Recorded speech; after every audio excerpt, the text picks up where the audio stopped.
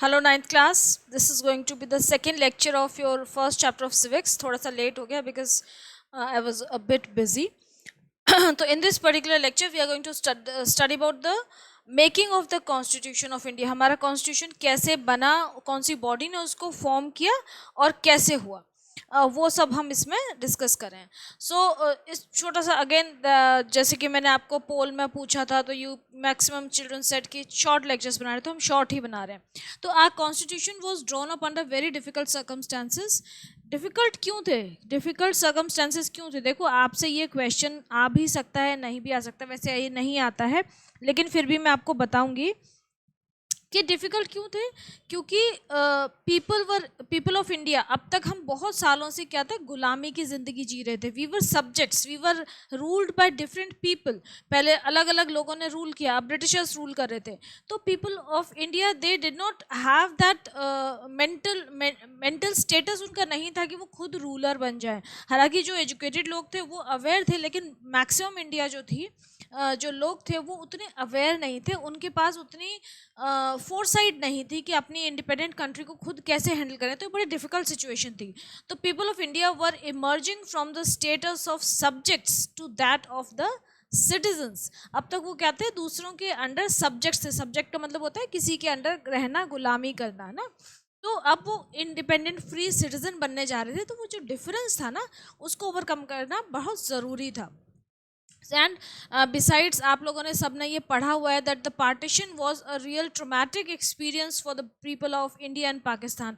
जब पार्टीशन हुआ इंडिया पाकिस्तान का, तो बहुत ज़्यादा वायलेंस हुई थी, ट्रेजिडीज हुई थी, फैमिलीज ख़त्म हो गई थी. It was a real real real very very traumatic experience for everybody. अब ब्रिटिशर्स ने जो किया, वो ये दे सोड a seed of disharmony between the Hindus and the Muslims, and India and Pakistan were created. So अब ब्रिटिशर्स ने फिर लास्ट में क्या किया, इन्होंने हमारी जो स्टेट्स थी उस समय, कुछ प्रिंसली स्टेट्स थी, मतलब we were still we having small small portions जहाँ पे कि राजा महाराजाओं का राज था, उनको हम प्रिंसली स्टेट्स बोलते हैं. तो ब्रिटिशर्स ने क्या किया कि प्रिंसली स्टेट्स को इंडिपेंडेंट छोड़ दिया कि आपकी मर्जी, आप इंडिया को ज्वाइन करो या पाकिस्तान को ज्वाइन करो. तो वहाँ पे ये सब काम, इस वजह से बहुत सारे डिस्टर्बेंसेस हुई थी. तो British had left it to the rulers of the princely states to decide whether to merge with India और पाकिस्तान, और टू रिमेन इंडिपेंडेंट. जैसे कश्मीर इंडिपेंडेंट रहना चाहता था, तो फिर कश्मीर के महाराजा से बहुत सारी टॉक्स हुई, है ना. हमारे जो वल्लभ भाई पटेल थे, इन्होंने बहुत मेहनत की है इसमें. तो इसीलिए इंडिया जो था बहुत मुश्किल से यूनाइट हो पाया. Okay. Then merger was a difficult and uncertain task. अभी जो मर्ज किया गया स्टेट्स को, ये बहुत डिफिकल्ट था, क्योंकि टॉक्स हुई, बहुत सारे राउंड्स ऑफ टॉक्स हुए कि भाई वो मर्ज कर रहे हैं अपनी स्टेट को, अपना एक जो प्रिंसली स्टेटस है, जो अपने जो वो रूलर बने हुए हैं वहाँ के, उसको गिव अप कर रहे हैं. तो उन्हें वापस रिटर्न में क्या चाहिए. तो they had very difficult talks. And the makers of the constitution had anxieties about the present and the future of the country. अब जो constitution बनाने वाले थे, जो कमेटी थी, उनको भी बड़ी टेंशन थी कि भाई इंडिया को कैसे हम कैसे रूल सेटअप करें कि इंडिया डेवलप हो पाए, इंडिया की जो करंट सिचुएशन थी उससे वो ओवरकम करे, इम्प्रूव करे, बेटरमेंट की तरफ जाए. तो all these things were really very difficult for the people who were supposed to make our constitution. Then the path of the constitution. ये कॉन्स्टिट्यूशन जो है किसने बनाया, ये कॉन्स्टिट्यूंट असेंबली, एक असेंबली सेटअप की गई जिसके अंडर फिर अगेन 5-6 बॉडीज थी, 6 बॉडीज थी in fact. The Constitution of India was drafted by the Constituent Assembly, which was set up under the Cabinet Mission Plan of 1946. 1946 में कैबिनेट मिशन आया था एक इंग्लैंड से, उसने एक प्लान प्रपोज किया था 1946 में. ये आप हिस्ट्री में पढ़ेंगे, जब आप हिस्ट्री पढ़ेंगे ना इंडिया की, जो इंडियन मूवमेंट है, उसमें आप डिटेल में ये पढ़ेंगे कैबिनेट मिशन प्लान के बारे में, कि वो कब आया था, उसके मेंबर्स क्या थे, उसके प्रपोजल्स क्या थे. तो 1946 में जो कैबिनेट मिशन प्लान इंडिया में आया, उन्होंने कॉन्स्टिट्यूंट असेंबली बनाई, और फिर वो इंडियंस को ही कंप्राइज करी थी, मतलब Indians were a member of that constituent assembly. और फिर उस असेंबली ने अलग अलग बॉडीज़ बनाई गई. तो members of the constituent assembly Indians ही थे। And how were they elected? अब कॉन्स्टिट्यूंट असेंबली में कौन मेंबर रहेगा ये कैसे पता चलेगा, कौन डिसाइड करेगा, कौन इलेक्ट करेगा? तो उनको कैसे इलेक्ट किया गया? Indirect elections by the provincial legislative assemblies of undivided India. India अभी डिवाइड नहीं हुआ है, अभी इंडिया पाकिस्तान एक है। तो जो प्रोविंसेस थे, जो स्टेट्स थी, जो राजा महाराजाओं की प्रोविंसेस थे, जो उनके छोटे छोटे राज्य थे, वहाँ पे जो लेजिस्लेटिव असेंबलीज थी, जो कि हम अभी ये कहते हैं ना विधानसभा और विधान परिषद, जो हमारी लोकल स्टेट बॉडीज हैं, स्टेट गवर्नेंस के लिए रिस्पॉन्सिबल है, तो वहाँ पे जो उनकी लेजिस्लेटिव असेंबलीज थी प्रोविंसेस की, उन्होंने वोटिंग की कि हाँ भाई इन ये जो कॉन्स्टिट्यूंट असेंबली है इसके ये मेंबर्स होने चाहिए। तो उनकी वोटिंग के थ्रू कॉन्स्टिट्यूएंट असेंबली की फॉर्मेशन हुई। आप लोगों को मैं इसलिए एक एक पॉइंट समझा रही हूँ ताकि आपको कन्फ्यूजन ना हो कि कॉन्स्टिट्यूएंट असेंबली क्या थी और ड्राफ्टिंग कमेटी वो एक अलग चीज़ है, ठीक है। तो कॉन्स्टिट्यूएंट असेंबली बनी अभी, जिसके कि मेंबर्स को इनडायरेक्टली इलेक्ट किया गया। कैसे? By the provincial legislative assemblies of the princely states of undivided India. India भी डिवाइड नहीं हुआ, ओके। अब जो इनिशियली जो कॉन्स्टिट्यूएंट असेंबली बनी उसके कितने मेंबर्स थे? 389 मेंबर्स थे। जब हम अनडिवाइडेड इंडिया की बात करें तो जो कॉन्स्टिट्यूंट असेंबली थी उसके 389 मेंबर्स थे, ठीक है। पूरे ऑल ओवर इंडिया से इलेक्ट किया गया था उनको। लेकिन जब मुस्लिम लीग ने ये डिसाइड किया कि नहीं भाई हम तो अपनी सेपरेट स्टेट बनाएंगे, अलग कंट्री बनाएंगे, पाकिस्तान बनाएंगे, तो मुस्लिम लीग किसके अंडर थी? जिन्ना के अंडर। तो उन्होंने फिर वो जो अपने मेंबर्स थे, मुस्लिम लीग के मेंबर्स थे, उनको उस कॉन्स्टिट्यूंट असेंबली से सेपरेट हो गए, वो रिमूव हो गए वहाँ से। उन्होंने कहा नहीं, we don't want to be a part of this because we are going to form our own separate country. तो जो कॉन्स्टिट्यूंट असेंबली थी वो इंडिया के लिए रह गई, और बाकी जो मेंबर्स थे 90 मेंबर्स मुस्लिम लीग के 90 मेंबर्स जो थे वो मूव आउट कर गए। मुस्लिम लीग के कितने मेंबर्स थे, कैंडिडेट्स कितने थे उनके? 90 कैंडिडेट्स मूव आउट कर गए और वो पाकिस्तान की तरफ चले गए कि भाई हम तो पाकिस्तान का कॉन्स्टिट्यूशन बनाएंगे। तो मुस्लिम लीग जो है वो क्या कर गई? विड्रॉ कर गई। उसने कितने कैंडिडेट्स विड्रॉ किए? 90। और जो हमारी मेंबरशिप थी कॉन्स्टिट्यूंट असेंबली की वो रह गई 299। इनिशियली थी 389, लेकिन जब मुस्लिम लीग के 90 मेंबर्स निकल गए तो फिर रह गई 299, ठीक है। अब ये हो गई कॉन्स्टिट्यूंट असेंबली। कॉन्स्टिट्यूंट असेंबली, अब देखो सबसे पहले क्या हुआ, कॉन्स्टिट्यूंट असेंबली की जो पहली मीटिंग हुई तो कोई ना कोई तो प्रेसिडेंट चाहिए, शुरू में चेयरमैन चाहिए, बाकी फिर उन्होंने इलेक्ट किया अपना चेयरमैन।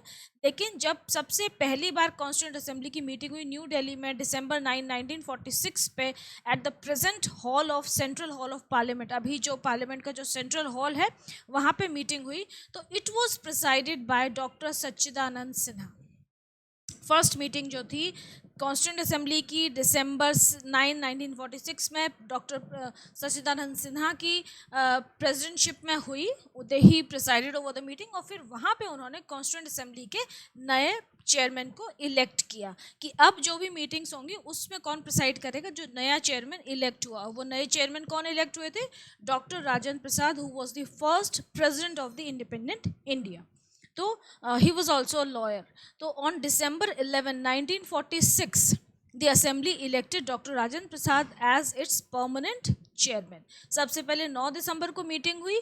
मीटिंग में उन्होंने कहा कि हम इलेक्ट करेंगे अपने चेयरमैन को, वोटिंग करेंगे। वो इलेक्शन कब हुआ? उन्होंने 2 दिन बाद किया, 11 दिसंबर को 1946, and they elected doctor Rajendra Prasad as its permanent chairman. अब ये बन गई कॉन्स्टिट्यूंट असेंबली। कॉन्स्टिट्यूंट असेंबली को मिनी इंडिया भी बोलते थे, अभी हम आगे पढ़ेंगे क्यों बोलते थे। अब इस कॉन्स्टिट्यूंट असेंबली के अंडर 6 कमिटीज़ बनाई गई, जिसमें से एक बहुत सारी कमिटीज़ इंपॉर्टेंट थी क्योंकि डिफरेंट इश्यूज से डील कर रही थी। उसमें जो हम जो पढ़ रहे हैं, हम जिस हमारे पास जिस पे शॉर्ट नोट आता है वो है ड्राफ्टिंग कमेटी। तो drafting committee was one of the committees formed by the constituent assembly. किस लिए बनी थी? कॉन्स्टिट्यूशन को ड्राफ्ट करने के लिए, मतलब कॉन्स्टिट्यूशन को बनाने के लिए कि अब हमारा इंडिया का कॉन्स्टिट्यूशन बनेगा इंडिया के लोगों के हिसाब से, अपना हमारा खुद की कंट्री का, हमारे जो रीजन है, जो कास्ट है, जो क्रीड है, जो लैंग्वेज है, जो भी है हमारा हमारा अपना है सब कुछ, और हमारी कंट्री के हिसाब से हमारा कॉन्स्टिट्यूशन बनेगा। तो उसके लिए ड्राफ्टिंग कमेटी को सेटअप किया गया। तो the drafting committee was setup on 29 अगस्त 1947। अब देखो December 11 में प्रेसिडेंट इलेक्ट हो गए, उसके करीब 8 महीने बाद, 8 साढ़े 8 9 महीने बाद ड्राफ्टिंग कमेटी फॉर्म की गई और उसके चेयरमैन बनाए गए doctor B.R. Ambedkar. He was also a lawyer. आप देखो जितने भी ये लोग थे ना जो कि प्रोमिनेंट एजुकेशनिस्ट थे, जो कि हमारी फ्रीडम फाइट में इन्वॉल्व थे, they were all lawyers. Gandhi ji lawyer थे, मोतीलाल नेहरू लॉयर थे, B.R. अम्बेडकर लॉयर थे, डॉक्टर राजेंद्र प्रसाद लॉयर थे। बहुत सारे जो मेजर जितने भी लोग थे ये सारे, Jawaharlal Nehru was also a lawyer. तो ये सब लॉयर्स थे, मतलब they had full knowledge about everything. और ये सारे अब्रॉड पढ़े हुए थे, बाहर के पढ़े हुए थे, इंग्लैंड के पढ़े हुए थे। That is why they had that great vision. Subhash Chandra Bose सब पढ़े लिखे लोग थे।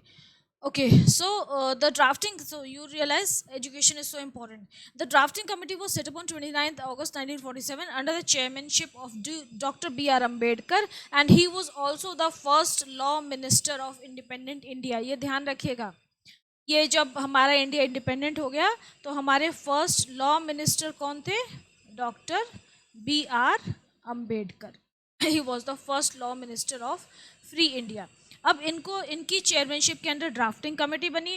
ड्राफ्टिंग कमेटी का काम क्या था? ड्राफ्टिंग कमेटी का काम था कि हमारे कॉन्स्टिट्यूशन को ड्राफ्ट करना, कि उसमें क्या क्या आएगा, कितने आर्टिकल्स होंगे, कितने क्या होगा, वो सब बनाना।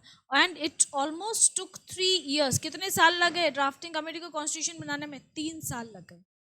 3 साल में कॉन्स्टिट्यूशन बन के तैयार हुआ। हमारा रिटन कॉन्स्टिट्यूशन है, लेंथीएस्ट कॉन्स्टिट्यूशन है, लेंथीएस्ट रिटन कॉन्स्टिट्यूशन है पूरी दुनिया में, सबसे बड़ा कॉन्स्टिट्यूशन है हमारा। अब इस कॉन्स्टिट्यूशन को जो बनाया गया वो आपको समझ में आ गया, ड्राफ्टिंग कमेटी ने बनाया। अब हम बात कर रहे हैं कॉन्स्टिट्यूंट असेंबली। जो अभी मैं कह रही थी ना कि कॉन्स्टिट्यूंट असेंबली को मिनी इंडिया भी बोलते थे। ये क्वेश्चन भी बड़ा इंपॉर्टेंट है, ये अक्सर आता है कि यहाँ पे कहीं दे रखा होगा, हाँ ये रहा। मिनी इंडिया क्यों बोलते थे कॉन्स्टिट्यूंट असेंबली को?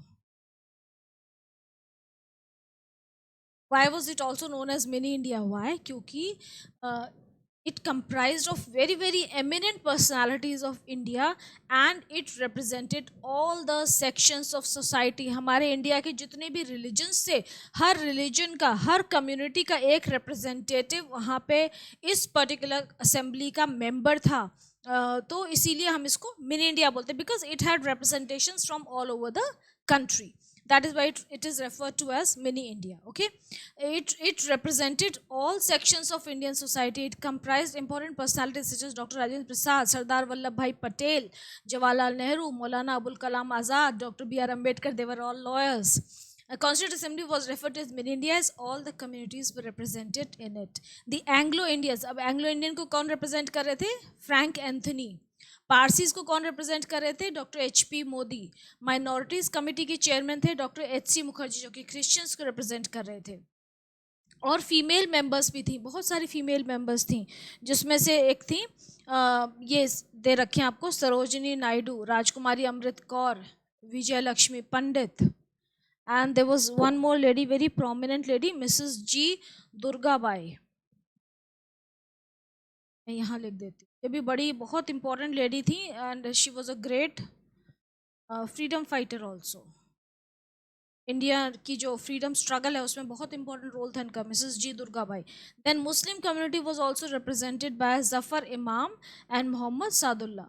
मोहम्मद सादुल्ला और जफ़र इमाम जो थे वो मुस्लिम कम्युनिटी को रिप्रेजेंट करते थे। तो that is why it is known as a mini India, because यहाँ पे सारे जो इंडिया के जो डिफरेंट सेक्ट्स हैं, जो रिलीजन्स हैं, जो डिफरेंट माइनॉरिटीज़ हैं, शेड्यूल्ड कास्ट, शेड्यूल्ड ट्राइब, सबको रिप्रेजेंटेशन दिया गया था। They were all represented by their, जो भी उन्होंने रिप्रेजेंटेटिव भेजे थे, they all were represented in that particular constituent assembly. मतलब कॉन्स्टिट्यूंट असेंबली में हर एक सेक्ट का, सोसाइटी का, रीजन का, माइनॉरिटीज़ का या ट्राइबल कम्युनिटीज़ का, सबके मेंबर्स थे। शेड्यूल कास्ट और शेड्यूल ट्राइब्स के भी रिप्रेजेंटेटिव थे। That is why it was known as mini India. तो इसको हम यहीं ख़त्म करेंगे, फिर नेक्स्ट में अडॉप्शन एंड एनफोर्समेंट